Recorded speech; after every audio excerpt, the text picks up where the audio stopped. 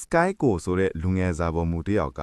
ဒီဇိုင်းကိုဥဆောင်နေပြီးသူ့ရဲ့ဟင်းချက်ပညာကအယမ်းကျွမ်းကျင်ပါတယ်။သူ့ဘေးမှာက Uni ဆိုတဲ့တငယ်ချင်းကဆိုင်ရဲ့စီမံခန့်ခွဲမှုကိုထိန်းသိမ်းပေးနေပါတယ်။ 7ဆိုင်ဟာအမြဲလူအပြည့်နဲ့အောင်မြင်နေတဲ့ဆိုင်တစ်ဆိုင်ပါ။ဒီနေ့မှာတော့ချမ်းသာတဲ့လူတစ်ယောက်လိုင်းမဆောင်ပဲဝင်လာပါတယ်။ Sky ကမတရားတာမကြိုက်တဲ့အတွက်သူ့ကိုဝန်ဆောင်မှုပေးဖို့ညှင်းလိုက်ပါတယ်။ထိုလူကထွက်သွားမဲ့အချိန်မှာ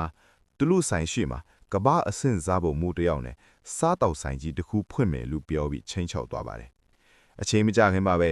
Paul N ဆိုတဲ့နိုင်ငံတကာကျော်စားဖို့မူတစ်ယောက်ဟောင်ကောင်ကိုရောက်လာပါတယ်။သူကပြင်းသက်မှလက်ကျင့်ပြီးဟင်းမျိုးစုံကိုပေါင်းစပ်ဖန်တီးနိုင်တဲ့လူတစ်ယောက်ပါ။သူက Stella ဆိုတဲ့အဆင့်မြင့်စားသောက်ဆိုင်အသက်ကိုဖွင့်ပြီး7ဆိုင်နဲ့တိုက်ရိုက်ပြိုင်ဆိုင်လာပါတယ်။ Sky နဲ့ Paul တို့ပထမဆုံးတွေ့တဲ့နေ့ကတည်းကပြောင်းဆိုင်မှုတွေစတင်လာပါတယ်။သူတို့နှစ်ယောက်ဟာအရေးချင်းတူတူလို့ရှိပြီးတယောက်ကိုတယောက်လေးစားနေကြပါတယ်။ဒါပေမဲ့အခြေအနေတွေကြောင့်ပြိုင်ဘက်တွေဖြစ်နေကြရပါတယ်။ Sky ရဲ့အတွင်းစိတ်ထဲမှာတော့အနာတရားတစ်ခုရှိနေပါတယ်။သူ့အဖေ Mountain ကိုဟာတငယ်ချင်းအရွယ်ကတည်းကသူ့ကိုမကျေနပ်ပဲထားခဲ့ပြီးအောင်မြင်မှုကိုသာလိုက်ရှာသွားခဲ့သူပါ။အခုတော့ Mountain ကကမ္ဘာအကောင်းဆုံးစားဖို့မှုတစ်ယောက်ဖြစ်လာပြီး Sky ရဲ့အတွက်အကြီးဆုံးပြိုင်ဘက်ဖြစ်နေပါတယ်။ Chef ပြိုင်ပွဲကြီးတစ်ခုမှာ အဲ့ဒီနောက် Sky နဲ့ Paul တို့ပြိုင်တွေ့ပြီးသူတို့နဲ့အနာတရားတွေအတိတ်တွေကိုမျှဝေကြပါတယ်။အဲ့ဒီအချိန်မှာသူတို့နှစ်ယောက်ကြားမှာပြိုင်ဆိုင်မှုထက်ပိုမိုကြီးမားတဲ့နားလည်မှုတစ်ခုဖြစ်လာပါတယ်။နောက်ဆုံးမှာသူတို့နှစ်ယောက်ပူးပေါင်းပြီးပြိုင်ပွဲတွေကိုပြန်ဝင်ကြပါတယ်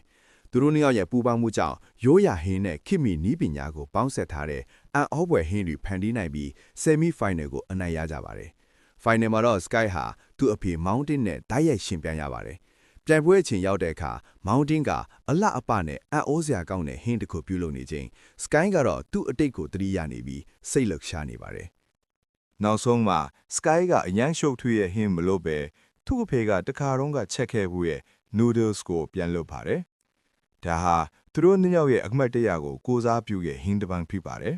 ။သူက Judge တွေကိုမပေးပဲသူ့အဖေကိုပဲစားစေပါတယ်။ Mountain ကအဲ့ဒီ noodles ကိုစားပြီးသားရဲ့ခံစားချက်အချစ်နဲ့အရေးချင်းကိုနားလည်လာပါတယ်။နောက်ဆုံးမှာသူသားကိုလက်ခံလိုက်ပါတယ်။ဇလန်အဆုံးမှာတော့အနိုင်ရှုံးကိုမသေးကြပေမဲ့ Sky နဲ့ Paul တို့ဟာ7ဆိုင်မှာပြန်လည်ပူးပေါင်းပြီးလူတွေကိုအစားအစာကောင်းတွေနဲ့ပျော်ရွှင်မှုတွေပေးနေကြပါတယ်